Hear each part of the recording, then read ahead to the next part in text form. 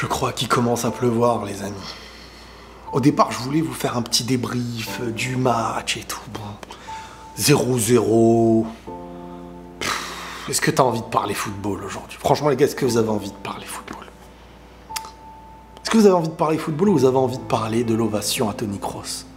Du dernier match de Toni Kroos au Bernabéu, 10 ans plus tard. Un joueur qui devient une légende du milieu de terrain. Un monstre, un palmarès exceptionnel. On était tous impatients de voir et de se poser la question de est-ce que Toni Kroos va verser sa larmichette?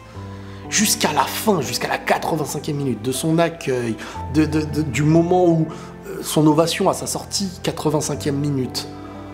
Le stade. J'ai rarement vu un stade qui était vraiment autant bouleversé, attristé, des grosses larmes versées par des supporters. Mais vous savez, ce qui apporte à Toni Kroos ce côté-là, qui donne de la tristesse, c'est quand le gars est triste, est sous l'émotion, mais qu'il se contient. Et c'est ça en fait qui émue les gens, qui les émeut. C'est ça qui nous rend, qui met de l'émotion.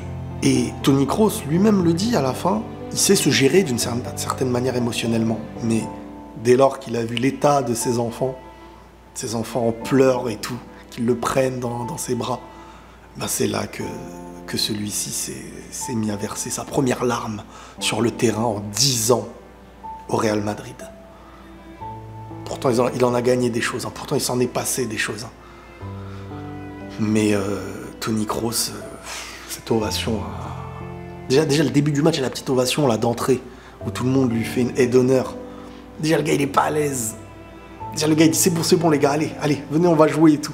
C'est l'allemand, c'est le sang-froid, c'est à l'image de son football, l'assurance, la vérité footballistique. Le gars qui dit ce qu'il pense et qui part... ça a un charme de partir au sommet de ton football quand même, on va pas se mentir. Hein. Ça c'est un débat qu'on peut se poser les uns et les autres. C'est totalement honorable. Les amis, merci à tous ceux parmi vous qui prennent le temps de liker, de commenter. Ça fait toujours plaisir pour la chaîne et avancer et ça permet la bonne visibilité des vidéos. Mais j'ai pas envie de revenir sur le foot. Franchement, c'est rare hein, que je fais ça. J'ai pas envie de revenir sur le match. Ce serait gâcher la fin. C'est la fin, c'est fini. Toni Kroos ne touchera plus un ballon dans un match officiel en tant que joueur du Real Madrid au Santiago Bernabéu. Cette histoire, elle fait partie du passé. C'est triste. Peut-être que dans quelques semaines, je dirais plutôt, je pense, dans quelques mois, années, on aura la même chose avec Modric. Parce que je pense que ça aurait été su si le joueur partait avant la finale pour lui permettre d'avoir un hommage. Mais Toni Kroos, les gars...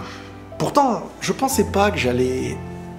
Vous savez, on va revenir sur des choses un peu moins dans l'émotion, mais Toni Kroos, il commence cette saison en se disant qu'il ne sera plus un titulaire indiscutable.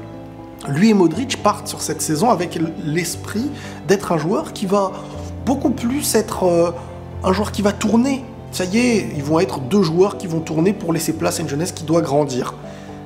Et au vu de ces matchs, très rapidement, il s'est réinstauré dans un équilibre parfait avec une prestation prime de son football. Le Toni Kroos de cette saison, les gars, il part en gagnant la Liga, assurément. Footballistiquement, même dans un aspect défensif, je lui ai reconnu des choses que je ne voyais plus chez lui depuis très longtemps. De l'autre côté, bon, sa justesse technique et maîtrise des passes longues, du tempo du match, ça, bon, c'est Toni Kroos, on n'apprend rien. Il prend la Liga, il est en finale de Ligue des Champions, on espère que le Real va la gagner. Donc il pourrait peut-être prendre une Ligue des Champions et derrière, avec son retour avec l'Allemagne pour la dernière, qui sait, peut-être qu'il écrira une histoire. Mais là, il partirait sur... Waouh, le palmarès. Merci pour tout, Toni. T'es une légende.